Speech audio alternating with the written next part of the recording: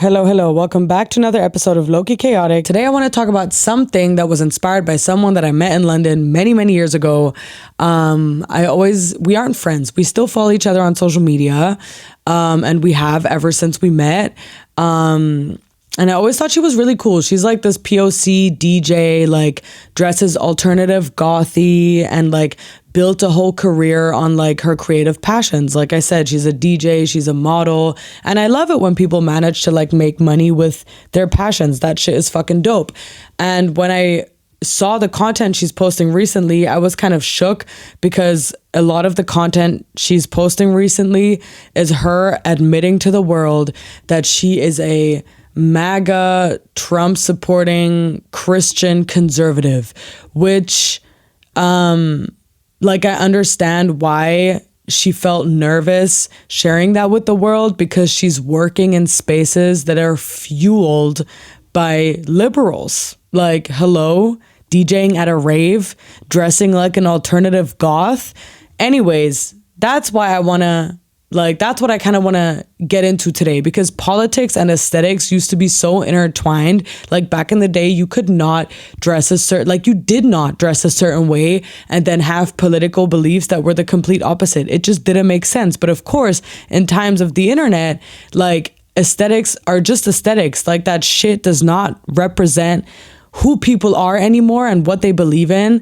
And I want to get into all of that today. So let's just get into it, because I've gotten in this bad habit of like having these unnecessary long introductions when I can just fucking get into the tea. So alternative, goth, Christian, POC, conservative, MAGA, and a DJ.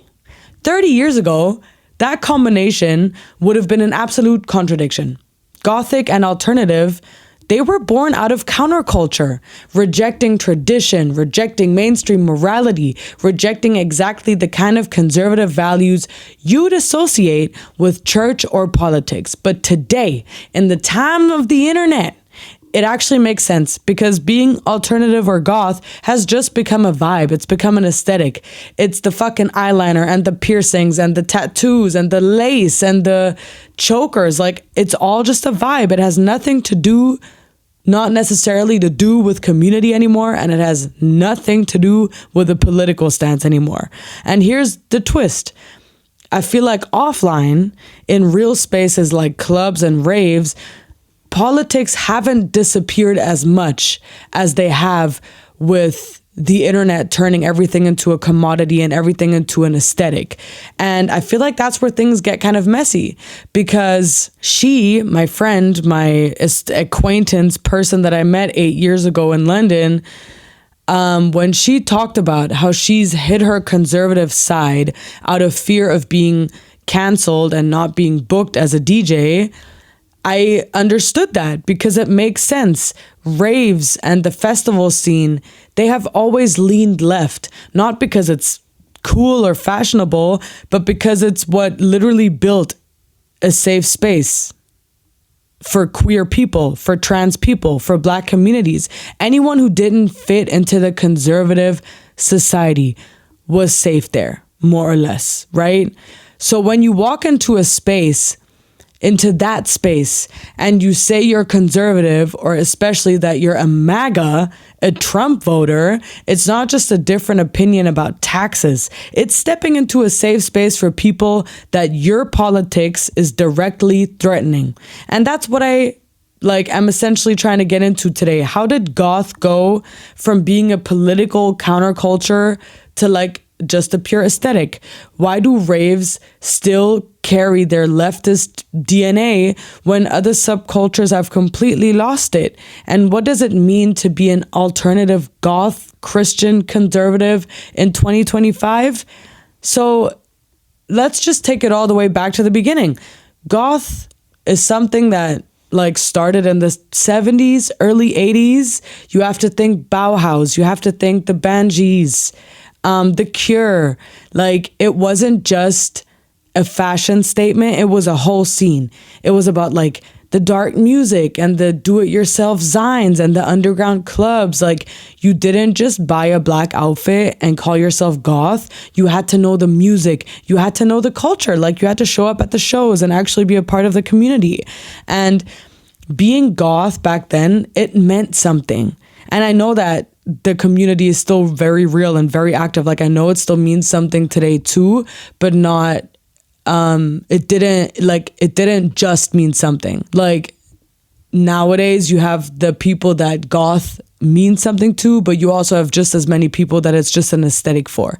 Like, back then it was about rejecting mainstream values and resisting tradition and creating space for outsiders. Like, goths, like, they were not, it wasn't conservative. It was queer friendly, experimental. It was anti-establishment. So back then the phrase like alt-goth, Christian conservative MAGA would have been like literally absolutely laughable. That would be like calling yourself a punk but being pro-establishment. It just doesn't make any sense. So this is where everything shifted. The internet. Once you had like Tumblr, Instagram, and TikTok, subcultures weren't about community anymore. They just became aesthetics. It just became a vibe. Something you could wear if you fucking felt like it.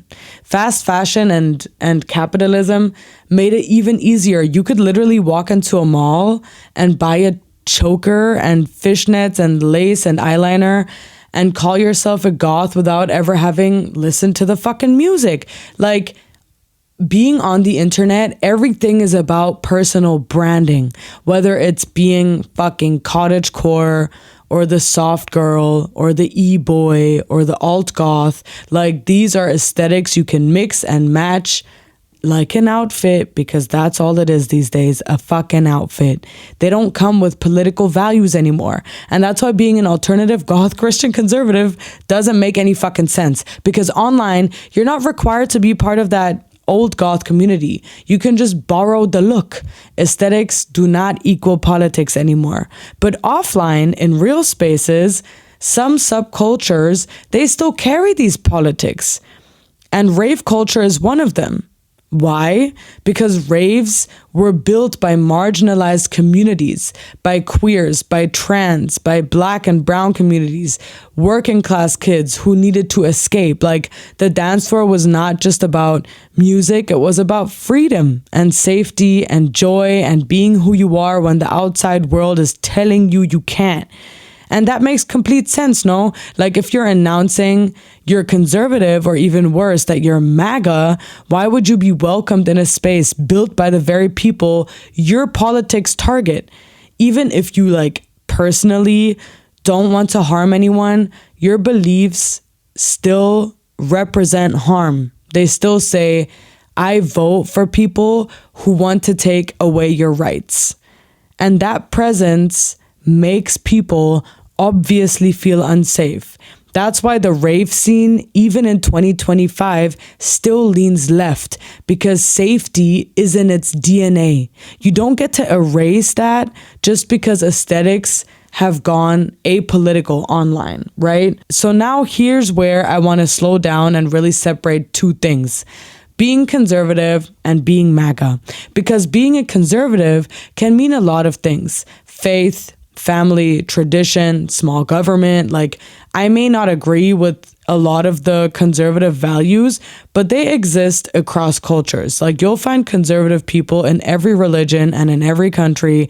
But MAGA is not just conservatism. It's an entire movement with an agenda that directly harms the people who created spaces like raves and clubs. So let's talk about what that actually looks like. So, for example, you have like all of the anti-LGBTQ plus policies. Like, this year, there was like 1,000 fucking anti-trans bills under consideration in the US. And then you have like 122 that were passed.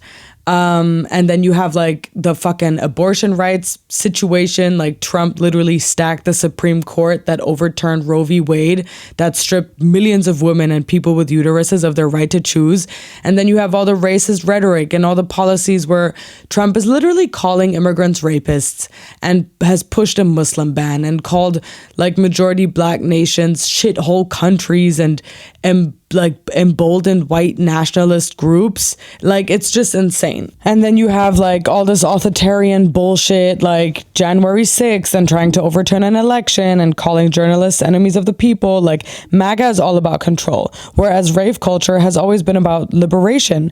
So when someone identifies as MAGA in a rave or a club space, it's not just, oh yeah, they just have different political views than me. It's, you're standing with a movement that wants to erase me or legislate me out of literal existence. And that's why it's different. Like, a conservative DJ might just raise some eyebrows, but a MAGA DJ feels like a literal direct threat. So I don't know. None of this adds up to me, right? Okay, right. So now we have this.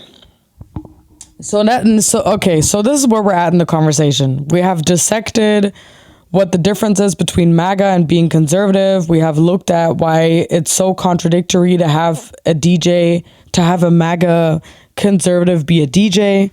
And now let's look at the issue with talking to MAGA conservatives. Like, because we've seen all the discussions on social media. We've all watched the Jubilee fucking videos. Like, we know their arguments and their tactic and how they like to talk. And their favorite thing that they love to do is they love to take the rarest possible example and use it to delegitimize an entire human race. Like, they'll literally say things like, why would a 5-year-old need an abortion? Or I can't fucking talk anymore. Or they'll point to the rarest late-term abortion cases and frame it as people casually killing babies at like 9 months. But the reality is obviously that most abortions happen in the first trimester, point blank period. And those rare late-term abortions, they're almost always because of a devastating medical reason, like the fetus isn't viable or the mother's life is at risk. Like, nobody's just waking up at 8 months pregnant and saying, actually, never mind. Like, that's just not true. And we can also flip it. Like, and what I saw my acquaintance post about was that her belief is, like, she's pro-life because she believes that people who are pro-abortion are just not ready for the responsibility of a child, and it's just an excuse of saying, I'm not like responsible and I'm not ready to be responsible, so I'm pro-abortion. And I just don't understand the logic behind that, because we can easily flip that logic. We can be like, oh hey, like, you have cancer because you ate McDonald's every day. So should I say, well, that's your fault. You don't get healthcare because it's your fault. You were not responsible enough to fucking eat healthy food. Or if you crashed your car, texting and driving, should I tell you, sorry, tough luck.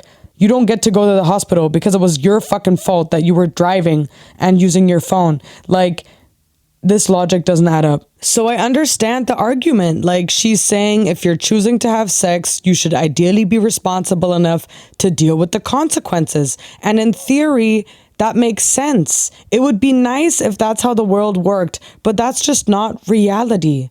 Reality looks like this. People in abusive relationships who don't control when or how they get pregnant.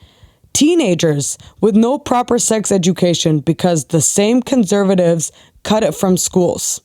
People whose birth control fails, which, by the way, happens very often. Parents who already have kids and simply can't afford another one in a system with no guaranteed childcare, no parental leave, no healthcare safety net. People with medical complications where carrying a pregnancy could literally kill them. That is reality. Life is messy as fuck, unpredictable as fuck, and super complicated. And pretending everyone who gets pregnant just made an irresponsible choice isn't just false, it's super cruel. And it's tied to this like lazy argument of like, well, if you don't want kids, then don't have sex. Yeah, sure. In a perfect world, maybe people would only have sex when they're fully ready to raise a child. But that doesn't like fucking add up. That's not how life works. That's not how humans work. Sex is not just about reproduction. It's intimacy, it's connection, it's pleasure. It's a part of being human. And we also should not ignore the darker side of it all. Like, not everyone gets to choose when they have sex. Survivors of assault, people in abusive relationships, like, for them, just don't have sex is not a fucking option. So yeah, would it be nice if every pregnancy happened at the right time with the right resources and the right circumstances? Sure, but that's not reality. And pretending it is just to shame people for needing abortions is delusional. Abortions exist because reality is complicated, and shutting that down is lazy, dishonest, and it's just not how the world works. But anyways, I think the irony also lies within conservatives not applying this personal responsibility logic consistently to themselves. Like, they never say things like, oh, you smoked for 20 years, so no lung cancer treatment for you. Like, they only use it when it comes to controlling our bodies and queer bodies and trans bodies. And I think that tells you what it really is about. It's not like about morality, but it's about control. Okay, so let's pause here because I feel like this is the part that always blows my mind, and that's what blew my mind about this whole, like, when she went live with all those TikToks, is why are there Black people or gay people or literally any marginalized group who are conservative or even full-on MAGA Trump voters? Like, how? Because at first glance, it obviously makes zero sense. Why would you align yourself with a movement that's actively trying to take away your rights or that sees you as less than? But here's exactly how it happens. I have hashed out the possible different steps of the influence behind these people's choice of political belief. Number one, religion. America is fucking Christian as fuck. Okay, it's absolutely insane how incredibly Christian they are. There are tons of other countries that are fucking Christian as hell. But over here in Europe, yes, people are Christian. Yes, people go to church. But that shit is not so fucking included in, like, our state and, like, in our traditions anymore as much as it used to. And in America, it just still is, right? Like, so over there to the Black community, church is... it's family, it's survival, it's community. Like, even though Christianity was forced through slavery, it became central to Black identity. So I think when Republicans brand themselves as the party of, like, God and tradition, it resonates. And then, of course, number two, hello, capitalism, it's money. Like, a lot of people buy into, like, the American dream. So they just believe Republicans are better for small business and for taxes. And then number three, you have the respectability. You have the people that say shit like, I made it and you can too. Like, that personal responsibility rhetoric appeals to people who want to separate themselves from victimhood. I think liberals are so big on, like, pointing out what's wrong with the world that I think a lot of people feel like that's weak. They think, oh my God, why are you making everyone out to be a victim? And I think that that resonates with a lot of people. Like, they'd rather feel like they're part of, like, the winners and people that are, like, not identifying themselves as victims, etc., etc. And then you have the rebellion against the left. I feel like that right now in this whole Charlie Kirk passing, that's something that has really, really woken up a lot of people, or, like, urged even more people to be conservative or MAGA, because a lot of people just feel really alienated by woke culture. Like, they don't like to be told how to talk.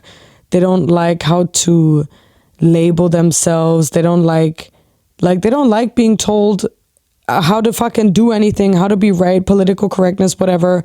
Like, swinging right feels like rebelling. And then you have internalized oppression. Like, when society tells you your identity is wrong, sometimes you just absorb that. And then aligning with MAGA, it feels like you're aligning with power and with the dominant culture, even if it harms you. So I think that's how you end up with Black Trump supporters or gay MAGA influencers or immigrants who suddenly want stricter borders.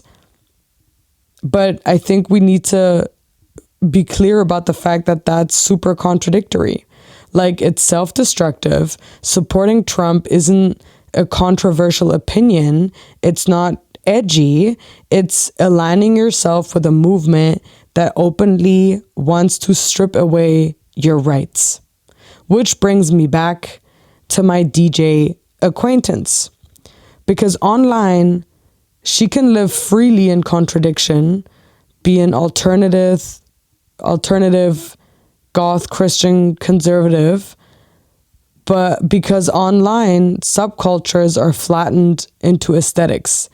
But offline, in the rave scene, the contradiction doesn't add up. It doesn't fly, because rave spaces still remember who they were built for.